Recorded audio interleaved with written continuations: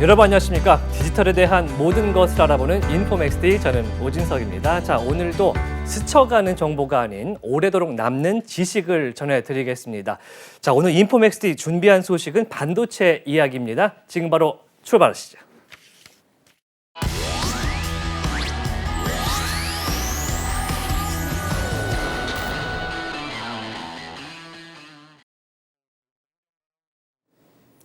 네, 차고 넘치는 정보의 홍수 속에서 균형 잡힌 전문가의 인사이트를 전해드리겠습니다. 자, 오늘 인포맥스 D와 함께하는 반도체 이야기 특집, 역시 이범준 박사님과 함께 이야기 나눠보겠습니다. 어서 오십시오. 안녕하세요.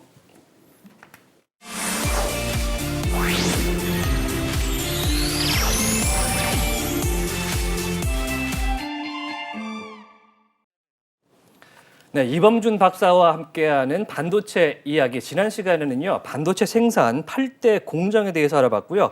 자, 오늘은 반도체 산업에서 굉장히 중요한 이 비즈니스 프로세스에 대해서 이야기 들어보도록 하겠습니다. 또 이 소부장이라고 하죠. 소재, 부품, 반도체, 장비 분야에 대해서도 짚어보도록 하겠습니다. 자, 먼저 반도체 산업의 주요 프로세스를 좀 설명을 해 주시죠. 예, 저희가 일반적으로 기업을 한다. 예. 제조업이 됐건 서비스업이 됐건 회사를 운영한다라고 했을 때 가장 필요한, 절대적으로 필요한 업무들이 정해져 있거든요. 예. 이제 그거를 보통 8대 메가 프로세스라고 부르기도 하는데요. 예. 그러니까 이제 그림에서 보시는 것처럼 개발, 구매, 제조, 물류, 마케팅, 판매, 서비스, 그리고 이제 경영 관리까지. 예. 총 이제 8대 메가 프로세스라고 합니다. 그래서 기본적으로 이제 이 회사들이 특정 프로세스만을 가지고 운영되기도 하죠. 예. 지난번에 말씀드렸던 그냥 개발만 하는 회사도 있고요. 예. 아니면 유통하는 회사들은 구매와 물류를 통해서 판매를 하기도 하고요. 예. 그다음에 또 마케팅만 또 전문을 하는 회사들도 있고. 그래서 이걸 전체적으로 다 하는 회사도 있고요. 그래서 기본적으로 구성이 8대 메가 프로세스를 기준으로 저렇게 구성이 되어 있다라고 네. 이해를 하고, 이걸 그러면 반도체 비즈니스에 적용을 하면 어떤 그림으로 설명이 될 수 있을까? 예. 이걸 좀 말씀을 드리겠습니다. 네.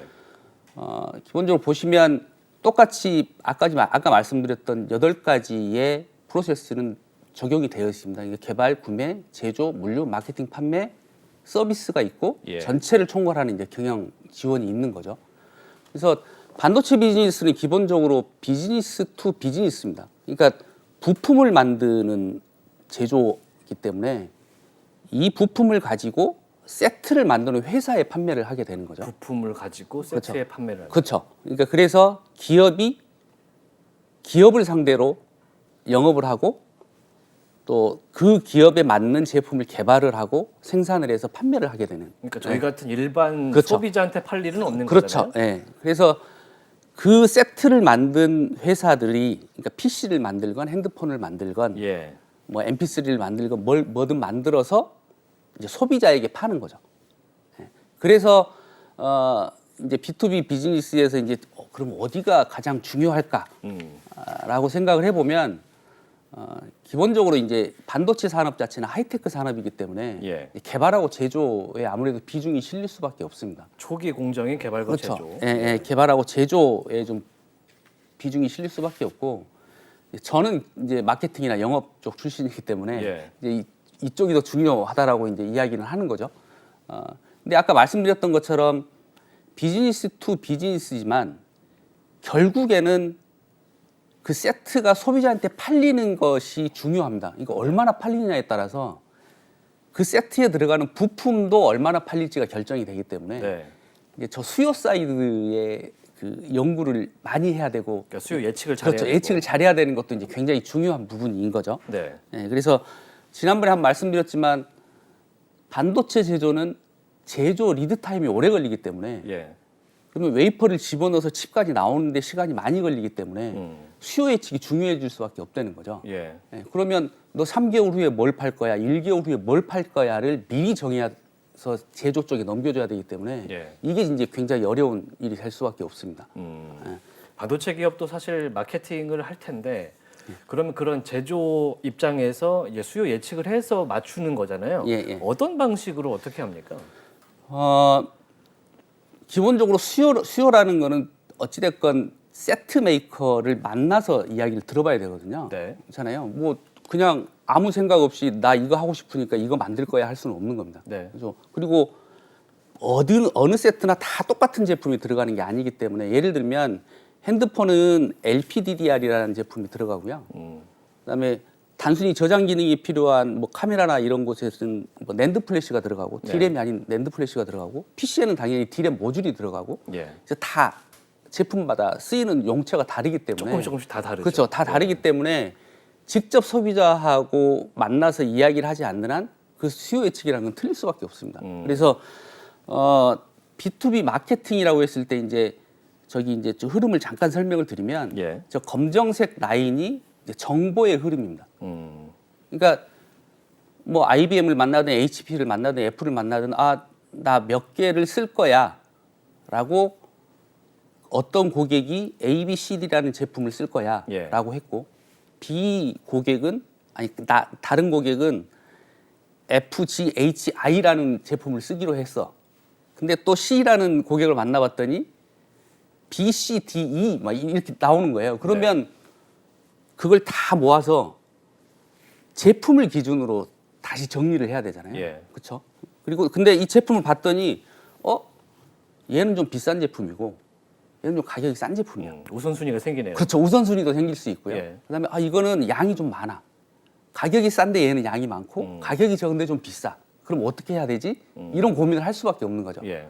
그래서 제가 이제 저기에 표현하기로는 마케팅이라고 표현을 했지만 이제 저거는 운영하는 회사마다 조금 다릅니다. 그러니까 예를 들면 뭐 글로벌 오퍼레이션 센터라고 그래서 뭐 GOC라는 조직이 하기도 하고 아니면 지금 마케팅이라는 조직이 있는 회사도 있고요. 예. 그 회사에서 그럼 제품별 믹스라는 것을 진행을 합니다. 그래서 우선순위를 정해주는 거죠. 우리한테 더 유리한 우리 회사에 더 득이 되는 제품을 만들고 팔아야 되니까요. 예. 그러면 이 결정이 나면 이제 이걸 제조 쪽에 던집니다. 그러면 제조에서는 우리 이거 다 못 해줄 수도 있는데 아니면 우리는 이걸 더 많이 할 수 있는데 라고 해서 우리 회사가 가지고 있는 리소스를 기준으로 마스터 플랜이라는 걸 세웁니다. 예. 그러면 우리가 언제까지 이거를 몇 개를 만들어 줄게라고 하는 마스터 플랜이라는 걸 해서 배포를 하게 됩니다. 그러면 그걸 가지고 구매는 협력사한테 이야기를 해서 우리 이런 제품을 만들어야 되니까 이걸 좀 갖다 줘. 언제까지 갖다 줘. 라고 할 것이고 마케팅이나 영업은 생산이 이렇게 나온다네 라고 하니까 그걸 들고 고객한테 가서 야 우리 이거 언제까지 줄 수 있어. 그때까지 기다려. 너 이거 달라고 그랬는데 사실 이거 다 못 줄 것 같아. 다음 달에 줄게. 뭐 이런 조절을 하는 거죠. 그래서 이게 매주 사이클이 돌아갑니다. 매주입니까? 예. 오. 그래서 매주 6개월짜리 마스터 플랜을 만들어서 계속 업데이트를 하는 거예요. 예, 계속. 왜냐하면 수요 사이드도 변하고 제조 사이드에서도 변동이 발생할 수 있거든요. 예를 들면 제조 사이드의 변동이라는 게 품질 이슈가 생겼어. 갑자기. 그다음에 공정상의 문제가 생겼어. 네. 생산이 차질이 날 것 같아. 이럴 수도 있고요. 구매에서 특정 자재가 부족해서 우리 100만 개 한다 그랬는데 80만 개밖에 못 할 것 같아. 이럴 수도 있는 거죠. 수요 쪽에서 마찬가지로 우리 세트 100만 개 만들려고 그랬는데 갑자기 대리점이나 이런 데서 못 팔겠다고 하네. 방법이 없네. 이렇게 해서 바뀔 수도 있는 거예요. 그래서 기본적으로 고객과 함께 계속 정보를 주고받으면서 수요가 결정이 나고 생산량이 결정이 나고 그다음에 판매까지 이렇게 연결이 되는 이 사이클이 계속 돌아갑니다. 네. 이제 수요 예측과 납기 그러니까 제조와 최종에서 마케팅을 하는 부서가 이제 호흡이 잘 맞아야겠군요. 예. 그래서 이제 보통은 분기 단위로 고객과 만나서 미팅을 하거든요. 보통 이제 QBR이라고 하는데 그러면 만나서 뭘 하느냐, 뭐 분기 한 번씩 만나서 도대체 뭘 하는데라고 네. 하면 이제 저도 이제 마케팅이나 영업할 때 그런 경험이 있는데 이렇게 딱 마주 앉으면 저희한테 물건을 사갔던 기업이 예. 저희를 평가를 합니다. 어. 그래서 기본적으로 평가하는 게 뭐냐면, 고객이니까.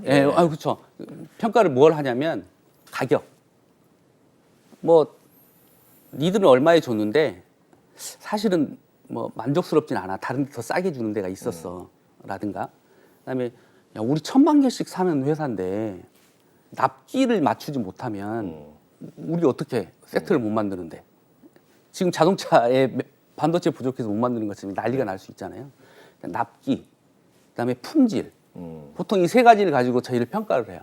그러면 오케이, 그러면 우리가 어떻게 개선을 할게라고 이야기를 하고 저희가 이제 제공하는 건 뭐냐면 기술 로드맵을 제공을 합니다. 그러니까 우리는 앞으로 그때 말씀드렸던 뭐 10나노, 7나노, 5나노로 어떻게 이동을 할 거야 이런 계획이 있어. 그다음에 우리는 뭐 또 공장을 지을 거야. 그다음에 우리가 본 너희들은 사실 물량은 많지만 가격이 좀 낮아. 그래서 사실 우리가 좀 생산이 캐퍼빌리티가 부족하면 캐파시티가 부족하면 너희들한테 가는 물량이 줄 수도 있어. 예. 이런 정보들을 공유를 하는 거죠.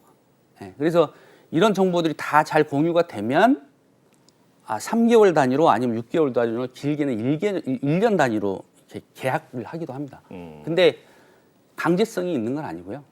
예, 시황이 갑자기 변해서 아니면 사실 우크라이나 뭐 러시아 전쟁 같은 너무 예상치도 못했던 변수가 생겨서 수요가 확 줄어버리면 예. 어쩔 수 없는 거잖아요. 예, 그런 변수들이 있기 때문에 어찌됐건 계속 지속적으로 만나서 정보를 교환하고 그래야 제대로 된 제품을 만들어서 제대로 된 고객한테 잘 팔아서 이익을 얻게 되는 거죠. 그래서 이 프로세스를 좀 기억해 주시면 좋을 것 같습니다. 참 수요 예측하는데 어려움이 많은 요즘일 것 같습니다. 예.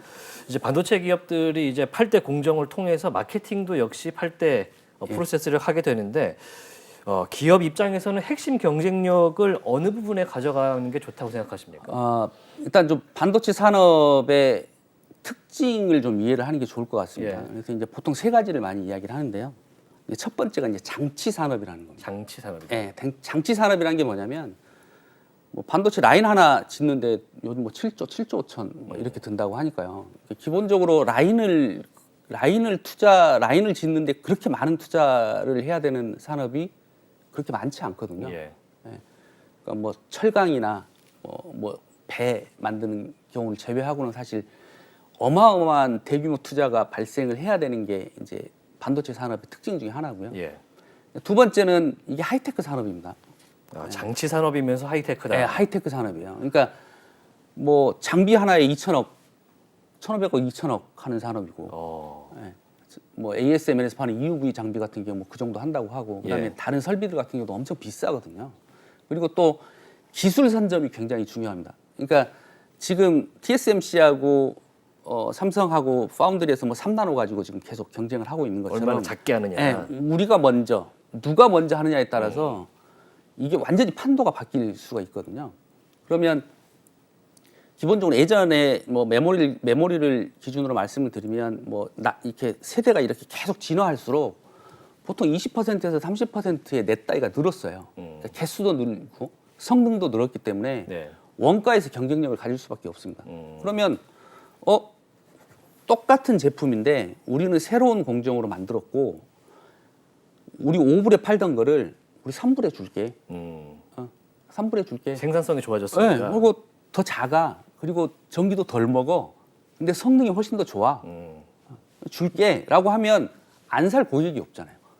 그러면 기존에 있던 경쟁사가 가지고 있던 거래선까지도 다 가져올 수가 있는 겁니다. 그래서 하이테크 산업에서는 기술력이 굉장히 중요한 산업이고요. 그다음에 이제 마지막으로 이제 B2B입니다. 그래서 방금 말씀드렸던 B2B 비즈니스의 특징을 말씀을 드렸었는데 반도체 산업이 제조 기간이 워낙 길기 때문에 네. 거기다가 최종 소비자들의 니즈나 이런 것까지도 잘 알아야 소위 말하는 수요 예측도 잘하고 네. 그 수요 예측을 기반으로 그 수요에 맞는 제품을 생산을 해서 판매를 해서 이익을 얻을 수 있는 거죠. 그래서 이 세 가지 특징이 있습니다. 그래서 기본적으로 흐름 자체를 보시면 재무 경쟁력이 좀 가장 우선입니다. 머니 파워가 좀 있어야 그렇죠. 되고. 예. 그러니까 예전에 제 회사 다닐 때 저희 마케팅 대장 하셨던 분이 그 이야기 했었거든요. 일본하고 한참 이렇게 경쟁하고 있을 때 괜찮다. 우리가 이긴다. 왜냐하면 우리는 캐시가 있다. 예. S사죠. 캐시가 있으면 이긴다. 예. 그래서 걱정하지 말아라. 믿고 열심히 일하면 된다. 음. 근데 실제로 그랬어요. 이거 뭐 오늘 또 보니까 뭐 기사에 뭐 기업 유보금이 뭐 140조 뭐 이렇게 나왔더라고요. 예. 삼성전자가 그 정도를 가지고 있다 뭐 이런. 그래서 이제 앞으로 기술 투자가 기대가 된다 뭐 이런 이야기가 나오더라고요. 그러니까 말씀드렸던 것처럼 장치 산업이기 때문에 대규모 투자가 필요한 산업이고 당연히 재무 경쟁력이 튼튼한 회사가 우선순위를 가질 수밖에 없습니다. 장점을 가질 수밖에 없고 그렇게 해서 투자를 하면 규모의 경제가 이루어지고 거기에 장비 기술들이 이제 계속 투입이 되겠죠. 그러면서 기술의 우위를 점하게 되고 그 기술을 가지고 당연히 원가 경쟁력도 가지면서 네. 새로운 제품을 내놨으니까 시장에서도 파워를 행사할 수 있는 거죠. 그러면 매출은 늘 것이고 영업이익률은 올라가고 다시 재무 경쟁력이 올라가는 이 선순환 구조입니다. 네, 그래서 정말 어려운 산업이기도 합니다. 네, 이거 참 또 돈만 가지고 있다고 많은 해서 게 있어야 되겠네요. 정말 많은 게 있어야 그리고 이게 잘 맞아 떨어져야 그러니까 세계 1위가 될 수 있는 산업이기도 합니다. 네, 자금력과 거기에 대한 투자 또 기술력으로 이어지는 구조가 생겨야 되는 산업인데 투자가 진행이 되면은 요건 좀 개인적인 질문이긴 한데 결과물은 언제쯤 받아볼 수 있는 건가요? 그게 보통 투자를 결정했다라고 해서 하면 그러니까 이제 뭐 7조든 7조 수준이 이게 때려 부어서 이제 공장을 짓잖아요. 그렇죠. 근데 이제 사실 반도체 공장은 공장 시설 자체가 복잡하진 않거든요. 그냥 정육면체예요. 그러니까 어느 라인인지 그냥 이렇게 하늘에서 내려다보면 그냥 성냥갑처럼 이렇게 딱 지어져 있어요. 근데 문제는 거기에 들어간 장비가 문제인 거죠. 네. 뭐 ASML의 뭐 EUV 장비는 뭐 만드는 데만 20주가 걸린다고 그러고 근데 기본적으로 세팅을 하고 만드는데 최소 뭐 한 2년 정도를 생각하면 될 것 같습니다. 그러니까 건물만 짓는 게 다가 아니군요. 예. 거기에 이제 장비 들어가야 되죠, 설비 들어가야 되죠. 예. 그리고 이제 거기 최신 테크에 맞는 뭐 팹리스라고 하면 또 팹리스로부터 설계도 받아야 되고요. 예. IDM 회사 같은 경우는 거기에 맞는 그냥 설계를 가지고 있으니까 이제 뭐 미리 이제 공정도 준비해야 되고 거기 인력 투입도 결정을 해야 되고 예. 굉장히 많은 시간이 좀 필요하긴 합니다. 그래서 보통 투자를 결정했다라고 하면 최소 2년, 2년 반 후에는 양산을 시작했다라고 하면 이제 그때부터 진짜 효과를 본다고 볼 수 있죠. 지금 삼성전자에서 평택 공장을 신설하고 있는데 제대로 된 제품이 나오려면 그래도 한 1년 반, 2년 있어야 된다 이런 말씀이신 것 같고 최근에 이제 기사를 보면은 반도체 제조 공정이라든지 이런 판매 프로세스에 있어서 후공정 관련된 이야기들이 많이 나오는 것 같습니다. 후공정은 또 뭡니까? 일단 그 기사를 한번 보시고 예. 좀 설명을 좀 드리는 게 나을 것 같네요. 이게 작년 12월 기사인데요. 예. 그러니까 차세대 반도체 핵심 경쟁력 패키징 기술에 달렸다라고 해서 이제 기사가 나왔고, 예. 뭐 이렇게 빨간 선으로 그어진 부분을 좀 말씀을 드리면, 뭐 먼저 반도체를 낱개로 자른 뒤 일일이 기판을 부착해 포장하는 전통적인 방식과 다른 게 지금 나왔다는 거잖아요. 네. 그렇죠. 그리고 그 이야기가 이제 웨이퍼 레벨 패키징에서 WLP라는 것도 있고 네. 그 밑에 있는 단어 나오면 또 뭐 팬아웃이라는 단어도 나오고 예. 그다음에 뭐 시스템인 패키지 뭐 이런 이야기도 나오고요. 어려운 단어들이 계속 나오는데. 그래서 그리고 이제 2016년에 있었던 이야기가 나옵니다. 뭐 삼성전자가 2016년 애플 아이폰의 애플리케이션 프로세서 물량을 모두 TSMC에 뺏긴 결정적인 계기가 고급 패키징 때문이다.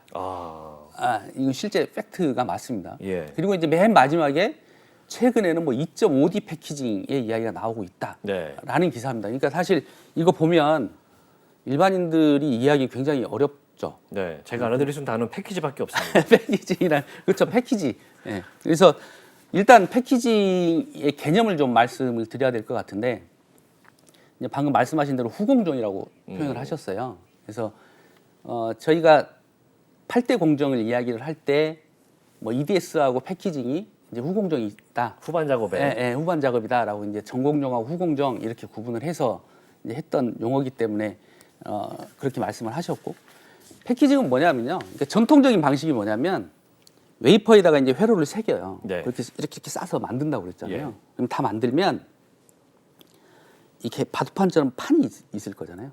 얘를 잘라요. 네.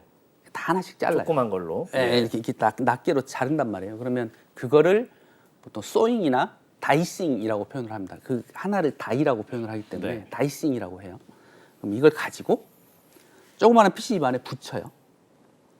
그다음에 붙이기만 하면 안 되니까 여기다 이제 발을 내서 이렇게 우리 지네 발처럼 이렇게 기판하고 끼워야죠. 붙이는 거죠. 예. 예, 왜냐하면 칩만 있으면 안 되니까 칩이 뭔가 다른 칩하고도 연결이 돼야 되고 본체 뭐 CPU하고도 연결이 돼야 되니까 얘를 붙여주는 거죠. 예. 그리고 나서 성형하고 몰딩을 합니다. 이렇게 씌워줘요. 이쁘게. 예, 그러면 이제 저희가 그냥 이렇게 딱 펼쳐보면 아 위에서 이렇게 내려다보면 뭐 삼성 아니면 하이닉스 해서 이렇게 제품 코드가 붙어 있는 이렇게 칩이 이렇게 까만색 있는 거죠. 판이 그렇죠. 있고. 예, 예. 예, 까만색 이렇게 보이는 거죠. 예.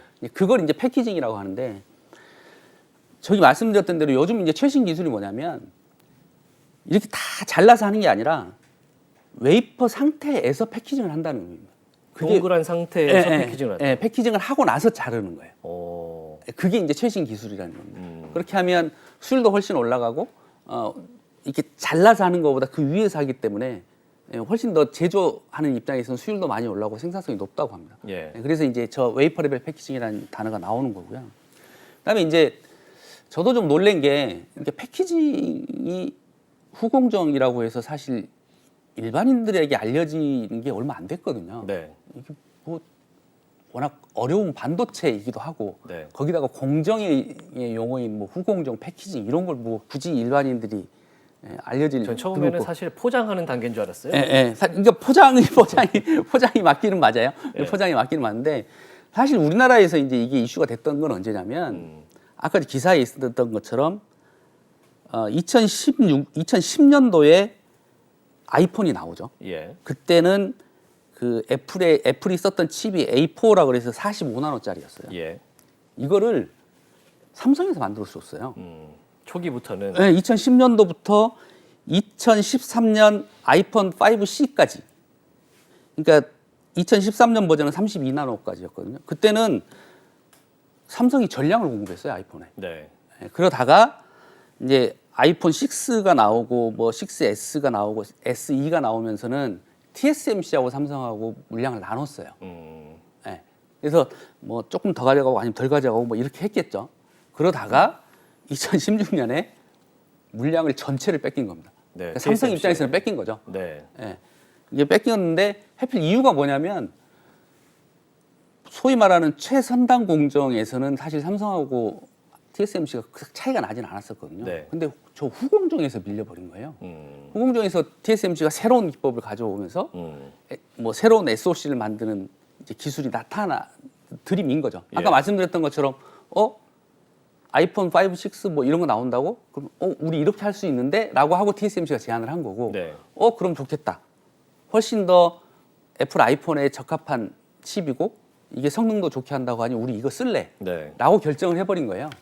그래서 사실 삼성 입장에서도 예전에 메모리나 뭐 파운드리 입장에서는 그냥 후공정이니까 지금 말씀하신 것처럼 그냥 패키징이잖아. 그냥 쌓는 거잖아. 이쁘게 만들어주는 거잖아. 이 정도로 생각했던 게 완전히 생각이 바뀐 거예요. 그래서 이거 큰일 났다. 이거 가만히 있으면 안 되겠다. 얘기가 달라진 거죠. 네, 얘기가 완전히 달라진 거죠. 예. 그래서 이제 조금 더 이제 부연 설명을 드리면, 그러니까 칩의 속도는 계속 빨라지고 있었어요. 네. 뭐 7나노, 5나노 계속 내려오면서 빨라지고 있었단 말이에요. 그러면 이 빨라진 칩이 다른 칩들 아니면 메인보드하고 연결되는 이 과정도 좀 빨라져야 되는 거예요. 그렇죠. 예. 그래서 패키징을 어떻게 잘하냐에 따라서 완전히 기능 자체가 다르게 인식이 되는 미세한 거죠. 차이가 큰 걸 나타내니까. 예, 그렇죠. 그래서 이제 뭐 기본적으로 이제 초고속이 돼야 되고 전력도 덜 먹어야 되고 작아져야 되고 성능도 올라가야 되고. 그러니까 이런 칩들에 대한 요구들이 굉장히 많아졌어요. 그러니까 대표적인 게 이제 우리 뭐 모바일 핸드폰에 들어가는 어플리케이션 프로세서가 AP. AP 칩이 첫 번째고 두 번째는 이제 데이터 센터. 그리고 앞으로 이제 AI하고 관련된 칩들이 이제 나오게 되면 이제 성능들이 굉장히 중요해지기 때문에 패키징도 중요하게 됩니다. 네. 그러니까 그 말은 또 다르게 설명하면 뭐냐면 칩에서 성능 효과를 볼 수 있는 게 거의 한계에 왔다는 이야기거든요. 기술적으로는 그렇죠. 예. 그러니까 뭐 7나노에서 5나노, 3나노 막 이렇게 오고 있는데 5나노하고 3나노하고 진짜 그렇게 차이가 많이 나나? 성능이나 뭐 이런 걸로 이렇게 차이가 많이 날 수 있나? 근데 실제 이제 레포트나 연구 보고서 같은 걸 보면 이전에 봤던 그 성능 개선 효과보다는 훨씬 좀 떨어진다고 보고서가 많이 나오거든요. 네. 5나노 이후부터는.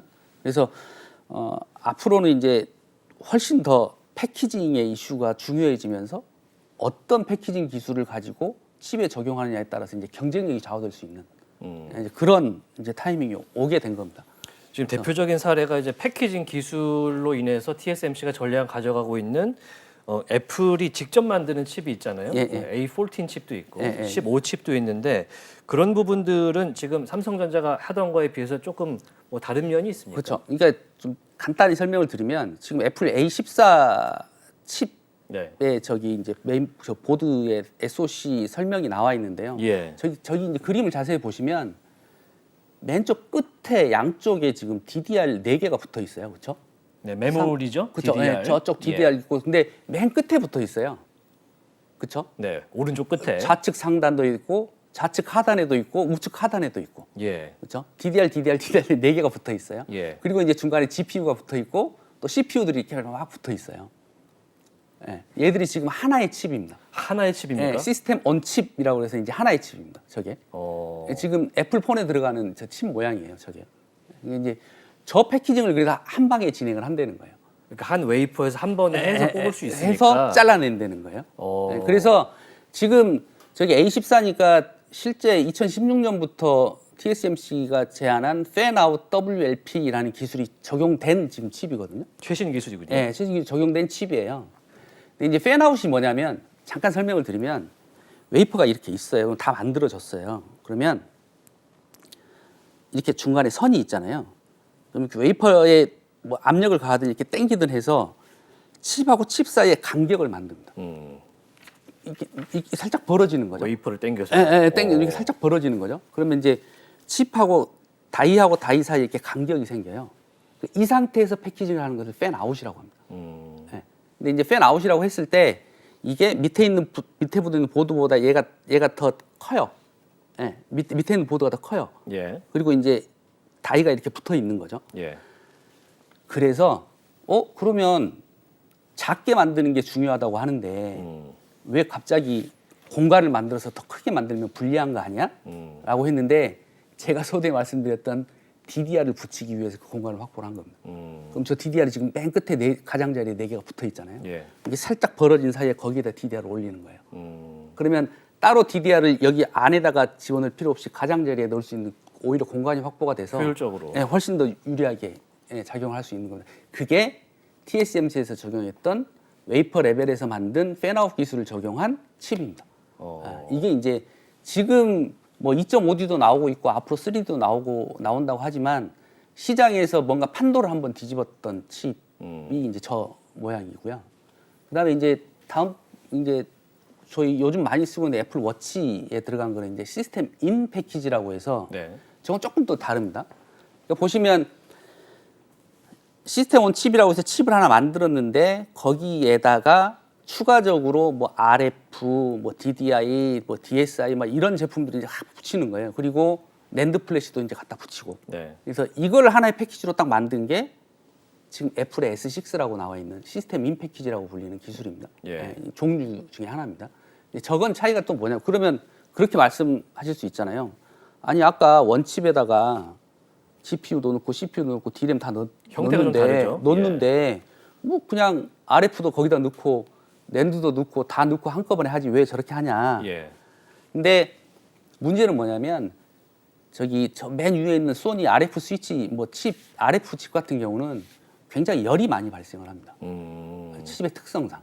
그러니까 같은 칩에다가 집어 넣어버리면 다른 칩에 영향을 줄 수 있어요. 그래서 굳이 저기다가 넣어서 할 필요가 없고 저렇게 하려면 지금 이렇게 금색 테두리가 보이는데 저렇게 차단막이 필요해요. 다른 칩에 영향을 안 주게. 그리고 낸드 플래시 같은 경우도 또 마찬가지인데 낸드 플래시는 사실은 범용 제품이거든요. 네. 어디에다 쓸 수 있는 제품인데 굳이 특정 칩에 한정된 용도로 쓸 필요가 없기 때문에 낸드 플래시 같은 거 집어넣지를 않습니다. 그래서 지금 두 가지를 말씀을 드렸는데 애플 아이폰에 들어갔던 것과 와치에 들어갔던 거가 조금 형태가 다르죠. 네. 시스템 온 칩이 있고 시스템 인 패키지가 있고요.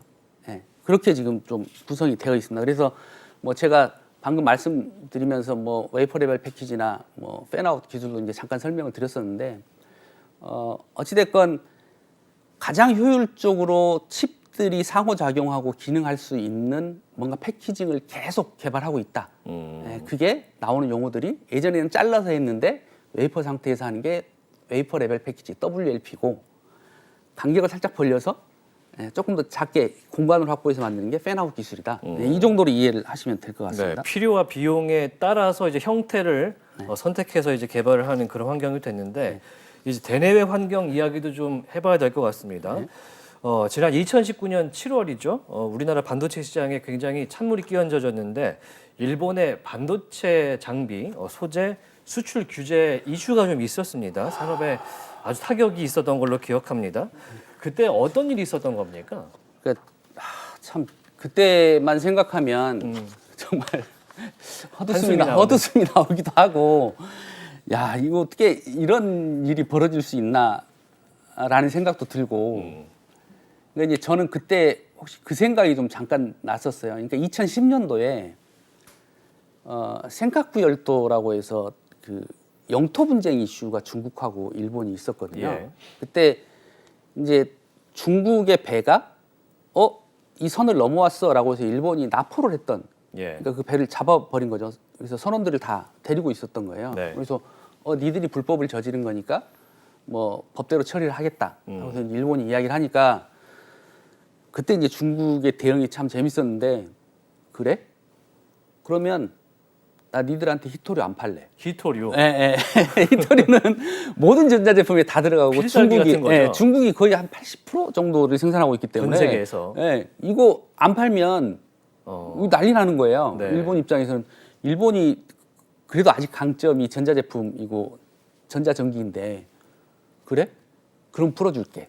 라고 해서 해결이 됐던 적이 있거든요. 꼬리를 내린 일본이. 그렇죠. 그러니까 외교 문제를 경제 문제를 대입을 시켜서 갑자기 완전히 주제를 다른 주제로 만들어 버리고, 이게 좀 이렇게 하면 안 되는데 한 일이 있었던 적이 있어요. 좀 치졸한데. 근데 일본이 2019년도에 7월달에 갑자기 수출 관리 규정을 공식적으로 발표를 합니다. 그래서 네. 수출 규제를 위한 화이트 국가에서 한국을 제외하겠다. 화이트 국가에서 한국을 제외한다. 그러면서 한 3일이 지나고 나서 불화수소, 불화폴리메이드, 뭐 포토레지스트를 수출 규제를 발동을 하겠다라고 해서 선언을 한 거예요. 예. 그래서 와, 이게 무슨 일일까? 그때 이제 사실 이제 많이 기사화됐던 거는 뭐 한국과 일본 정부 간의 뭐 위안부 합의하고 관련된 게 대법원의 판결 때문이다. 그래서 이제 그런 게 이런 이야기들이 있었죠. 예. 그러니까 이제 그 중국의 케이스하고 좀 맞대어 보면, 비교해 보면 사실 외교 문제를 경제 문제로 갑자기 치고 들어왔던 거죠. 그러면서 사실 WTO에 제소도 하고 했지만 뭐 WTO 제소는 기본적으로 시간이 굉장히 오래 걸립니다. 그리고 WTO의 판결 자체가 강제성이 없어요. 예. 그래서 뭐 그건 이제 뭐 형식적인 절차라고 보면 될 거고, 가장 중요했던 거는 어찌 됐건 우리나라 입장에서는 자립을 해야 되는, 그냥 국산화를 해야 되는 그런 이제 과제에 맞닥뜨릴 수밖에 없었던 거죠. 그러니까 일본산 소재 없이 우리가 국산화해서 반도체를 만들어야 되는. 그럴 수밖에 없는 거예요. 아니면 다른 수입 루트를 찾던가, 이 방법밖에 없는 거죠. 정말 안타까운 이야기인데, 그때 이제 사실 뭐 하이닉스가 됐건 삼성이 됐건 굉장히 큰 충격이었었거든요. 네. 근데 이제 다행히 이제 재고로 가지고 있는 물량들이 좀 있었어요. 그러니까 이제 한없이 그냥 온타임으로 필요해서 이렇게 막 갖다 쓸 수 있는 물건은 아니니까. 그리고 가스 같은 경우는 또 많은 양을 저장하고 있기가 힘듭니다. 그래서 뭐 액체 같은 경우는 좀 다르지만 탱크에 이렇게 가둬놓으면 되지만, 네. 이제 가스 같은 경우는 이제 어마어마한 양을 저장하기는 힘들잖아요. 이제 그래서 그때 이거 3개월 버틸 수 있을래나? 뭐 이런 이야기까지 나왔었죠. 네, 근데 100일 간다 이랬습니다. 근데 어찌 됐건 다른 수입 루트도 찾아내고, 뭐 국산화에 대해서 이제 뭐 소부장을 지원한다고 하면서 이제 그 당시 뭐 대통령이 막 하이닉스도 방문하고 해서 이제 막 지원을 했던 걸로 이제 기억을 합니다. 그래서 뭐 결과적으로 보면 이전보다는 국산화의 비중이 올라가기는 했어요. 그러니까 다른 말로 하면은 일본의 의존도가 그렇죠. 상당히 낮아졌다. 떨어지기는 했어요. 예. 그래서 이제 보시면 뭐 조금씩 이렇게 점점 나아지고 있는 상황이기는 하거든요. 예. 근데 이제 뭐 완벽하게 우리가 안전하게 그냥 이런 사태를 다시 맞이해도 문제가 없을 정도 수준은 아직은 아니란 거죠. 그래서 불화수소 같은 경우는 여전히 14% 정도밖에 되지 않기 때문에 네. 앞으로 이제 14%까지 떨어지긴 했어요. 예, 좀 많이 떨어지긴 했습니다. 근데 여전히 의존도가 많이 높은 상황이긴 합니다. 그러니까 플루오린, 폴리이미드와 포토레지스트 같은 경우는 여전히 90%에 육박하네요. 예. 그래서 방법이 없습니까?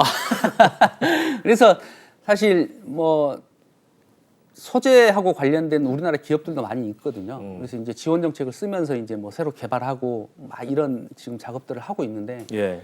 이제 앞으로도 이런 일이 다시 일어나지 않으리라는 보장은 없고요. 그러다 보니 이제 뭐 정부에서도 이제 대대적으로 뭐 용인의 클러스터를 만들어서 뭐 장비도 지원하고 소재 기업들이 계속 지원하고 있다고 하니까 네. 조금 장기적으로 봐야 될 것 같습니다. 그러니까 이제 하이테크 산업의 특징이 소재가 됐든 장비가 됐든 기술 자체가 이렇게 갑자기 뻥뻥 터지진 않거든요. 네. 시간이 좀 걸리는 문제이기 때문에 어찌됐건 좀 지켜보고 계속 응원을 좀 해야 될 것 같습니다. 네, 꾸준한 투자가 좀 필요한 부분인 것 같습니다.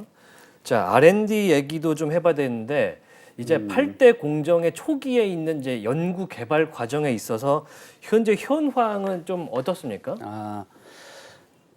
연구개발 같은 경우는 실제 뭐 기업 대 기업 간, 경쟁사 대 경쟁사 간이 협업을 하는 경우는 굉장히 드뭅니다. 예.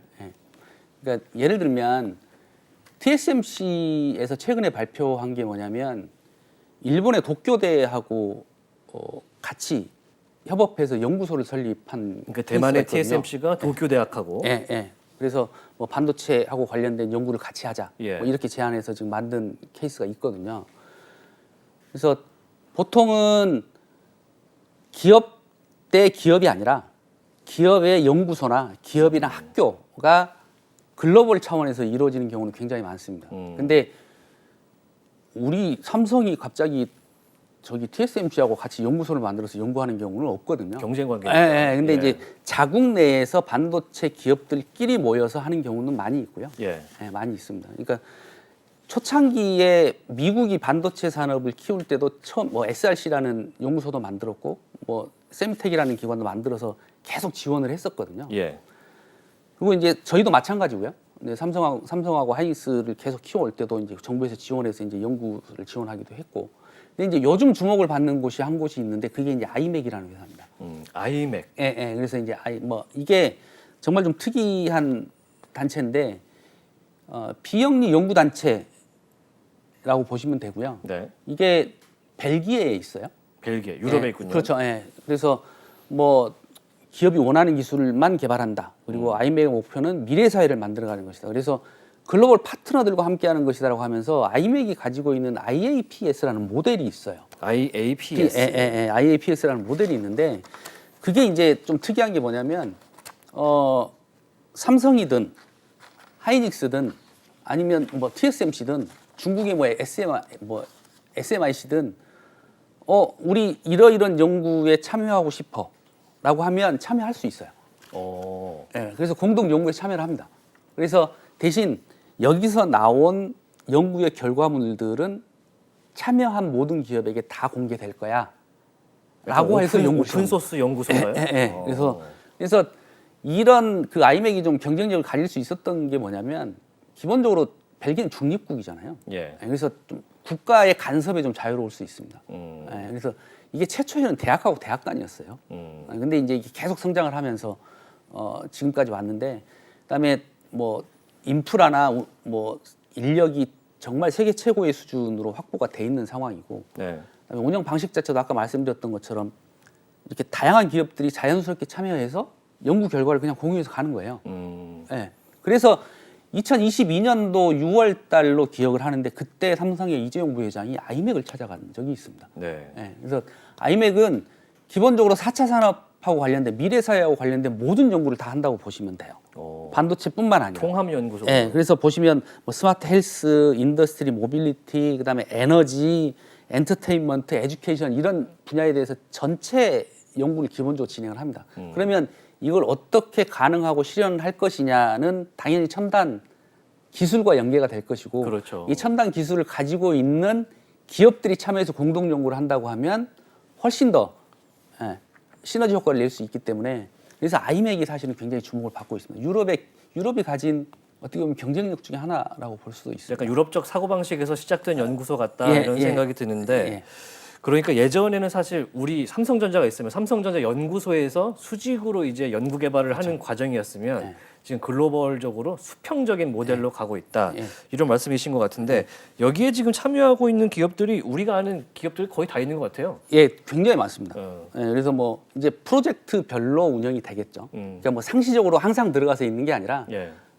이러한 연구 분야에 이 내용으로 한번 해보자라고 하면 이제 프로젝트가 뜨면 이제 들어와서 공유를 하게 되는 겁니다. 예, 그래서 연구 분야에서의 수평 분업이다라고 좀 정의해 볼 수도 있을 것 같고요. 네. 그래서 뭐 웬만한 유수의 반도체 기업들 그다음에 하이테크 산업의 기업들은 아이맥과 제휴를 해서 계속 연구를 하고 있습니다. 그래서 저기 ASML도 있는 게 참 신기한데 네. ASML의 EUV 장비도 이제 기초 기술이나 기반 연구 자체들은 대부분 아이맥에서 왔다라고도 이야기를 합니다. 그래서 굉장히 아이맥이 중요한 뭔가 연구 개발의 메카 역할을 하고 있다고 보면 될 것 같습니다. 그 지금은 이제 자사에서 개발하는 것도 중요하지만 네. 이제 해외에 있는 이런 아이맥 같은 곳에서 다른 회사와 함께 개발하는 것도 상당히 중요하다. 네. 근데 뭐 앞으로도 그렇겠지만 반도체 기업 간에도 사실 교류하는 측면들이 계속 생겨날 것 같아요. 어떻게 보십니까? 그러니까 예를 들면 그때 말씀드렸던 팹리스부터 시작해서 IP 회사, IDM 뭐 이런 회사의 종류들을 설명을 드렸잖아요. 네. 그러니까 이제 다른 종류의 회사들끼리의 M&A나 교류들은 굉장히 활발하게 일어날 것 같습니다. 그러니까 예를 들면 삼성이 IP 회사인 ARM을 사려고 M&A를 시도했던 것도 영국 있고, 회사죠. 그렇죠. 근데 또 삼성이 한편으로는 아이맥에 가서 뭔가 이렇게 연구 개발하고 관련된 소스도 얻고 같이 협업도 하고 그러니까 이런 케이스는 있을 수 있는데 갑자기 팹리스 회사들끼리 머리를 맞대고 연구를 해서 뭔가 새로운 걸 만들어보자. 이렇게는 조금 힘들 것 같습니다. 그리고 삼성하고 하이닉스가 똑같은 IDM 회사인데 메모리 분야에서 뭔가 경쟁하는 관계인데 갑자기 둘이 만나서 뭔가 연구 개발을 한다? 조금 어려워 보이고요. 대신 아까 말씀드렸던 것처럼 국경을 넘어서는 좀 제휴 관계나 이런 게 가능할 것 같아요. 대신 좀 같은 종류의 회사여야 되지 않을까. 파운드리면 파운드리, IDM이면 IDM. 뭐 이렇게는 좀 뭐 생각해 볼 수 있지 않을까 싶습니다. 사실 요새는 이제 일본이나 중국이나 미국이랑 우리나라 이렇게 반도체 회사들이 경쟁을 하는 것 같아 보이지만 어찌됐든 진출과 그다음에 시장 통합이라는 관점에서 상당히 서로 좀 제휴를 하는 편인 것 같은데 앞으로의 시장 재편 가능성 혹시 있습니까? 사실 이 이야기는 이제 다음 시간에 제가 뭐 국가 간의 반도체 전쟁이라는 이슈로 이제 좀 다뤄보려고 하는데요. 사실 지금은 대만하고 일본, 미국하고 일본 같은 경우는 어떻게 보면 전략적 제휴의 예. 형태로 지금 가고 있거든요. 예. 그다음에 이제 한국하고 미국도 사실 뭐 그래 반도체 공장 지을게, 예. 거기 가서 뭔가를 할게라고 하면서 이렇게 뭔가 사실은 중국을 제외한 나머지 국가들은 자국의 이익 기준으로 놓고 그냥 제휴나 뭔가 M&A 동맹 계속 하고 관계가 있는, 되고 있죠. 계속 가고 있기는 하죠. 예. 네. 근데 결국은 자국의 이익 중심으로 움직일 것이기 때문에 뭐 반드시 제휴 형태다, 협업 형태로만 가지는 않을 것 같습니다. 예. 네. 뭐 나중에 갑자기 이제 진짜 경쟁 모드로 들어갔을 경우에는 등을 지고 돌아설 수밖에 없는 거죠. 네. 그럴 수밖에 없는 거고 우리 기업이기 때문에 M&A를 허용 안 해. 뭐 이런 일도 뭐 지금까지도 그래 왔었고 그런 일들이 많이 발생할 것으로 예상을 합니다. 네. 자, 오늘은 이제 반도체 비즈니스 프로세스 관련된 이야기를 나눠봤고요. 다음 시간에는 과연 정치 그리고 이제 보안, 안보 관점에서의 반도체 산업도 한번 확인해 보도록 하겠습니다. 네. 오늘 이범준 박사와 함께 반도체 이야기 나눠봤습니다. 고맙습니다. 감사합니다. 네, 인포맥스티 오늘 순서 여기서 모두 마치도록 하겠습니다. 오늘 보신 내용은요, 유튜브 채널 연합뉴스 경제TV에서 다시 한번 보실 수가 있습니다. 저희는 다음 이 시간에 돌아오겠습니다. 함께해 주신 여러분 고맙습니다. 안녕!